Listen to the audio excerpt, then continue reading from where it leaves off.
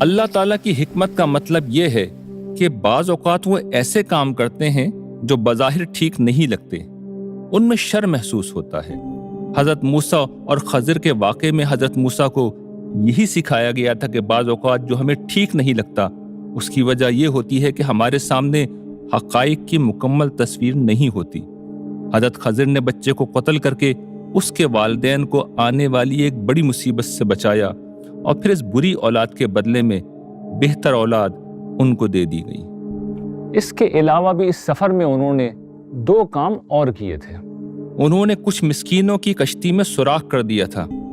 دوسری طرف جن لوگوں نے ان کی میزبانی سے انکار کر دیا تھا، انہوں نے اس بستی کے ایک گھر کی گرتی ہوئی دیوار کو بلا معاوضہ پختہ کر دیا۔ یہ بظاہر اچھوں کے ساتھ برا اور بروں کے ساتھ اچھا کرنے کا عمل تھا، مگر در حقیقت ایسا ہرگز نہ تھا۔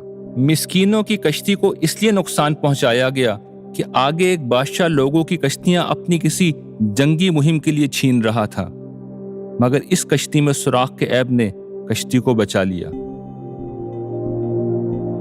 مکان کی دیوار اس لیے پختہ کی گئی کہ اس کے نیچے ایک خزانہ دفن تھا جو ایک نیک آدمی نے مرنے سے قبل اپنے 2 بچوں کے لیے محفوظ کیا تھا۔ دیوار گر جاتی تو یہ خزانہ بستی والے لے جاتے، مگر دیوار پختہ ہونے کے بعد بڑے ہو کر ان بچوں ہی نے وہ خزانہ حاصل کر لیا۔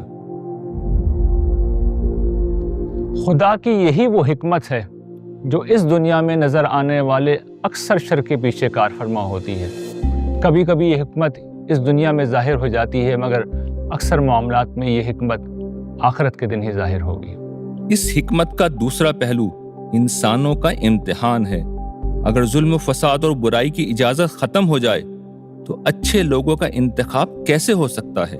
اس امتحان کے لیے اس دنیا میں شر ہے، اسی امتحان کے لیے اس دنیا میں ایک درجے کی امپرفیکشن ہے۔ جنت کی دنیا میں کوئی شر ہوگا، نہ کوئی امپرفیکشن اور ناتمامی ہوگی۔ خدا کی حکمت کے بعد اس کے عدل کو سمجھتے ہیں۔ اس زمین پر بظاہر خدا کی طرف سے عدل ہوتا ہوا نظر نہیں آتا، مگر اس زمین پر انسان کا اقتدار خدا کے عدل کا سب سے بڑا ثبوت ہے۔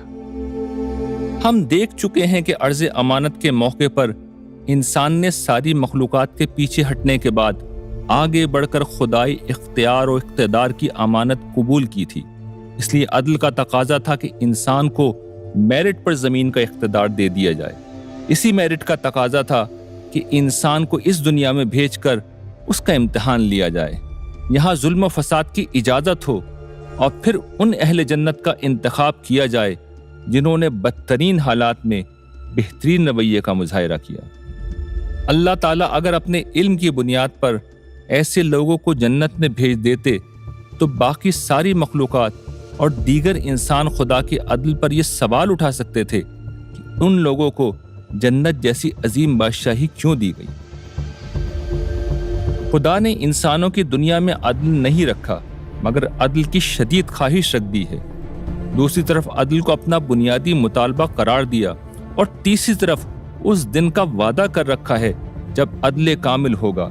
انسان کی یہ فطرت جو عدل چاہتی ہے، خدا کا کلام جو عدل کا حکم دیتا اور عدل کامل کے دن یعنی قیامت کا وعدہ کرتا ہے، یہ سب خیالی باتیں نہیں بلکہ ایک ایسی دنیا کے حقائق ہیں جہاں ہر طرف ایک قادر مطلق، عالم کل اور رحمان و رحیم ہستی کے جلوے ہیں، جہاں بارش ہے جو خدا کی قدرت، علم اور رحمت کا تعارف بھی ہے، اور اس حقیقت کی یاد دہانی بھی کہ جو خدا بارش سے مردہ زمین کو دوبارہ زندگی دے سکتا ہے، وہ ایک روز مردہ انسانوں کو ضرور زندہ کرے گا۔